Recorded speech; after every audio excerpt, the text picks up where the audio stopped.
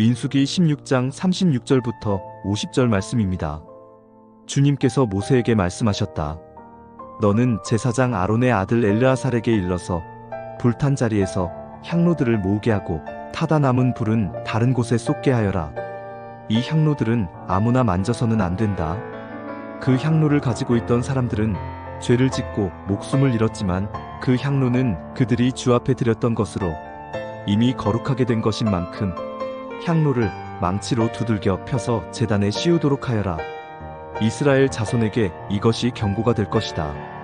제사장 엘르아살이 불에 타 죽은 사람들이 주님께 드렸던 그 향로들을 거두어다가 망치로 두들겨 펴서 제단 위에 씌웠다. 엘르아살은 주님께서 모세를 시켜 말씀하신 대로 다 하였다. 그가 이렇게 한 것은 아론 자손이 아닌 다른 사람들은 어느 누구도 절대로 주 앞에 가까이 가서 분향할 수 없다는 것과 누구든지 그렇게 하였다가는 고라와 그와 합세하였던 사람들처럼 된다는 것을 이스라엘 자손에게 상기시키려 한 것이다. 이튿날 이스라엘 자손의 온 회중이 모세와 아론에게 항거하면서 말하였다. 당신들이 주님의 백성을 죽였소. 온 회중이 모세와 아론을 규탄할 때에 모세와 아론이 회막 쪽을 바라보니 회막에 갑자기 구름이 덮이고 주님의 영광이 거기에 나타났다. 모세와 아론이 회막 앞으로 가니 주님께서 모세에게 말씀하셨다. 너희 두 사람은 이 회중에게서 떠나라. 그들을 내가 순식간에 없애버리겠다. 이 말을 듣고 두 사람이 땅에 엎드렸다. 모세가 아론에게 말하였다.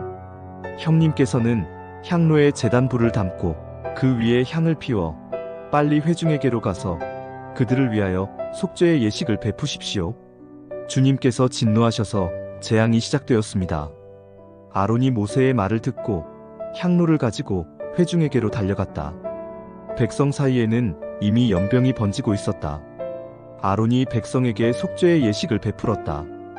아론이 살아있는 사람과 죽은 사람 사이에 서니 재앙이 그쳤다. 이 연병으로 죽은 사람이 14,700명이나 되었다. 이것은 고라의 일로 죽은 사람 수는 뺀 것이다. 재앙이 그치자 아론은 회막 어귀에 있는 모세에게로 돌아왔다.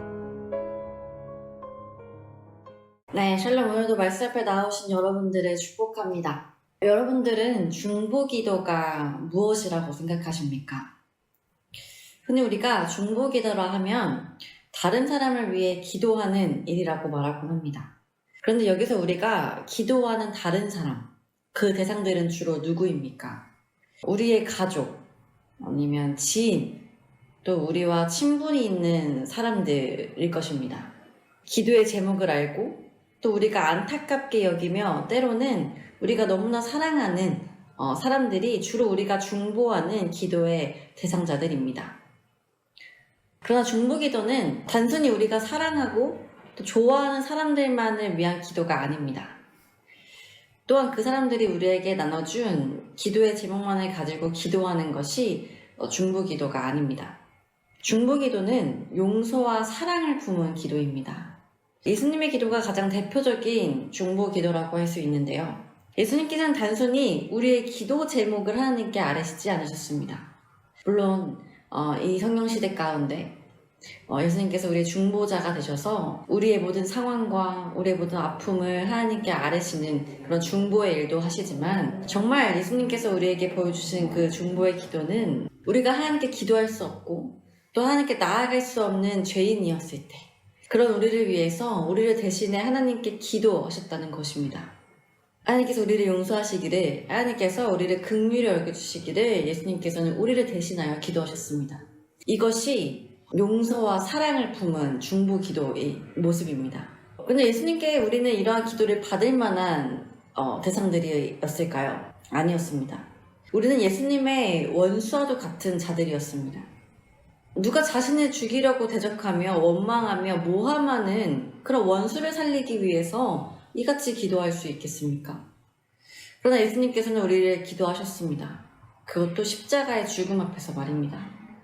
이게 정말 중보기도의 정신입니다. 나와 친한 사람, 내가 사랑하는 사람을 위해 기도하는 것뿐만 아니라 하나님과 원수된 자들, 또한 나와 원수된 자들을 긍휼히 여기며 그들을 하나님께서 긍휼히 여겨주시기를, 하나님께서 그들을 용서하여 주시고 구원하여 주시기를 기도하는 것, 이것이 진정한 중보기도의 모습일 줄 믿습니다. 이와 같은 중보기도의 본을 보인 인물이 오늘 본문에도 등장합니다.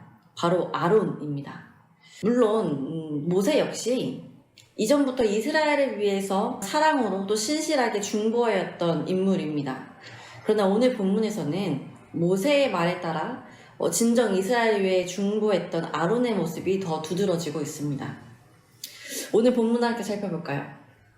오늘 본문은 16장 1절에서 모세와 아론을 반역했던 고라와 그 일당들의 내용이 계속 이어지고 있습니다. 36절 이하를 보니 하나님께서는 모세와 아론을 대적할 때 사용했던 250개의 향료를 수거하게 하십니다. 비록 반역을 했어도 그들이 썼던 하나님께 바친 향료는 거룩하였기 때문입니다. 이에 엘르야살에게 향로의 불을 다른 곳에 쏟고 또 반역자들의 향로로 제단 쌓는 철판을 만들어 표징을 삼으라고 말씀하십니다. 하나님이 세우신 권위와 제사장직의 신성함을 대대로 기억하게 하는 기념물이 되어서 이후로 고라와 그 무리처럼 불순종과 반역을 하지 않도록 경고하시기 위함이었습니다. 이들의 반역은 사실 모세와 아론을 향했다기보다는 그들을 세운 하나님께 대한 반역이었기 때문입니다. 그래서 하나님께서는 두고두고 이 상징을 통하여서 하나님께서 세우신 이 권위에 불순종하지 못하도록, 반역하지 않도록 경고를 하셨다는 것이죠. 이전 하나님이 세우신 권위와 제사장직에 도전했던 고라와 그 일당들은 하나님께 심판을 받고 죽게 되었습니다. 그런데 이후 이상한 일이 벌어집니다. 하나님께서 반역자들을 땅으로 삼키신 일들을 본 이스라엘 백성들이 모세와 아론을 두려움과 떨림으로 섬긴 것이 아니라 오히려 모세와 아론에게 이들의 죽음에 대한 책임을 묻습니다. 41절을 보니 너희가 여호와의 백성을 죽였도다 라고 말하고 있습니다. 여러분, 이것이 무슨 반응일까요? 말씀을 보면서 이스라엘 백성들이 뭔가 좀 정신이 이상해진 게 아닌가? 너무 충격적인, 고라와 그 일당들이 막 땅에 삼켜지는 이 장면이 너무 충격적이어서 정상적인 사고를 못하고 있는 걸까라는 생각까지 했습니다. 이러한 이들의 원망에 하나님께서는 또 진노하셨죠. 그래서 그들을 멸하시겠다고 말씀하셨습니다. 이에 모세와 아론은 또 이들을 위해서 엎드립니다. 이들을 위해서 기도한 것이죠. 그리고 모세는 이 하나님의 진노하심이 곧 이스라엘 백성 가운데 연병으로 펴질 것을 알게 되었습니다. 그래서 46절 아론에게 향료를 가져다 제단에 불을 담고 그 위에 향을 피워 회중에게로 가서 그들을 위해 속죄하라고 명령합니다. 모세의 말에 따라 아론은 향료를 가지고 회중에게로 달려갑니다. 그리고 48절 그 연병으로 죽은 자와 아직 죽지 않은 그 산자 사이에 아론이 섭니다. 그러자 연병이 그쳤다고 말씀하고 있습니다.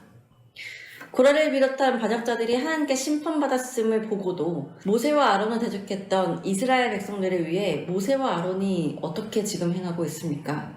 하나님께 엎드립니다. 그들을 살리기 위해서. 뿐만 아니라 그들의 죄를 속죄하는 일을 합니다. 특별히 47절 모세의 말을 들은 아론은 이스라엘 백성에게 달려갔다고 기록하고 있습니다. 여러분, 고라 일당의 죽음에 어떤 책임을 묻던 자들을 속죄하기 위해서, 또 자신들을 대적하는 자들을 속죄하기 위해서 달려갔다는 거 참 대단한 일이 아닙니까? 내가 사랑하는 사람의 어떤 죽음을 막기 위해서도 아니고 나와 거의 원수된 자들을 위해서, 그들의 죽음을 막기 위해서 달려갔다. 참 대단한 모습이 아닌가 생각이 듭니다. 뿐만 아니라 그 연병이 창궐하여 사람이 죽어나가는 그 죽은 자와 산자 속으로 자신의 몸을 아끼지 않고 아론은 뛰어 들어갑니다. 아론의 속죄로 14,700명이 죽고 연병이 멈춥니다. 아론의 속죄로 연병이 멈춘 것은 하나님과 백성 사이에서 중지하는 제사장이 누구인지 분명히 보여준 사건이라 할 수 있습니다. 여러분, 이것이 중보하는 자의 모습입니다. 나를 대적하는 자를 위해서도 기꺼이 용서와 긍휼을 구하며 기도하는 것, 하나님과 그들 사이에 서서 그들을 향한 하나님의 진노하심을 막아내는 것, 그들을 위해서 나와 원수된 자들을 위하여 기꺼이 달려가는 것. 이것이 우리가 행해야 할 중보기도의 모습입니다. 그렇게 사실 중보기도라는 것은 쉬운 일이 아닙니다. 사랑하는 사람들, 소중한 사람들을 위해 기도하는 일은 너무 좋고 또 마음이 우러나죠. 그러나 내가 사랑할 수 없고 나와 원수된 자들을 위해 기도할 때에는 전혀 진심이 우러나지 않습니다.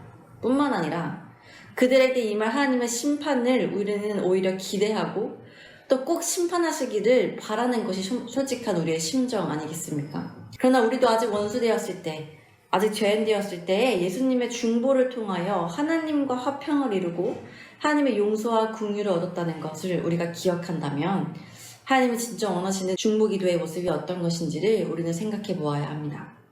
이스라엘 백성들처럼 하나님을 제대로 알지 못하는 자들을 하나님께로 인도하는 것, 믿음이 없어 늘 무너지고 불평과 불만에 있사는 자들에게 하나님을 알리는 것, 비록 나와 원수된 자이지만 많은 죄를 지은 자이지만 그에게 향할 하나님의 심판을 바라는 것이 아닌 그에게 하나님께서 긍휼과 자비를 베푸시길, 그래야 그가 하나님을 온전히 깨닫길 바라는 것, 이것이 하나님께서 우리의 원하시는 기도의 모습일 것입니다. 하나님께서는 자신의 백성을 죽이시거나 멸망하시기를 즐기시는 분이 아닌 한 사람이라도 살리시길 원하시는 분임을 우리는 기억해야 합니다. 이 일을 위하여 하나님께서는 기도할 수 없는 그들을 위한 중보자를 찾고 계십니다. 예수님과 같이 하나님과 그들 사이에 서서 그들을 대신하여 용서를 구하며 그들을 살려달라고 부르짖는 자들, 우리가 그러한 자가 되기를 소망합니다. 이러한 중보기도의 길이 쉬운 길은 아니지만 우리가 작은 예수로 예수 그리스도의 길을 따라 그렇게 살아갈 때 분명 우리에게 그만한 사랑과 용서의 마음을 부어주실 줄 믿습니다. 또한 이런 일들을 통해 우리 가운데 더욱 예수 그리스도께 받은 그 십자가의 사랑이 더 선명히 기억되고 더 깊이 새겨지게 될 줄 믿습니다. 우리 함께 기도합시다. 하나님, 오늘 말씀을 통해 중보기도의 의미를 다시 생각해 보게 되었습니다. 우리는 흔히 중보기도하면 우리가 좋아하고 소중히 여기는 자들의 기도 제목을 놓고 기도하는 것이라고만 생각하였습니다. 그래서 중보기도가 가진 그 무게를 잘 알지 못했습니다. 그러나 오늘 말씀을 보니 참된 중보는 우리와 원수된 자들, 하나님과 원수된 자들을 위해 올려드리는 기도임을 알게 되었습니다. 예수님께서 원수된 우리를 위해 그러하셨듯 아론 역시 자신을 대적하는 자들을 살리기 위해 달려가 하나님과 그들 사이에 서서 기도하였습니다. 주님, 우리 안에 이러한 용서와 긍휼의 마음을 허락하여 주옵소서. 우리 안에 먼저 우리를 위해 중보하신 예수 그리스도의 십자가 사랑을 허락하여 주옵소서. 그리하여 그저 우리가 좋아하는 자들만을 위해 기도하는 자들이 아닌 우리와 원수된 자들, 하나님과 원수된 자들을 위해 기도하며 하나님께서 그들을 용서하여 주시길, 그들을 긍휼히 여겨주시길 기도하는 참된 중보자로 서기를 소망합니다. 이 믿음의 길이 쉽지 않겠으나 우리가 이런 참된 중보자로 나아가고자 힘쓸 때 우리 안에 더욱 예수 그리스도의 사랑이 풍성하여지고 그 사랑의 깊이가 깨달아질 줄 믿습니다. 우리는 연약하오니 결단할 수 있는 믿음을 허락하여 주옵소서. 오늘 하루 이 말씀을 묵상하며 더욱 우리를 중보하여 주신 예수 그리스도의 사랑이 먼저 우리 안에 깊이 새겨지기를 또한 소망하며 우리의 영원한 중보자 되신 예수 그리스도의 이름으로 기도드립니다.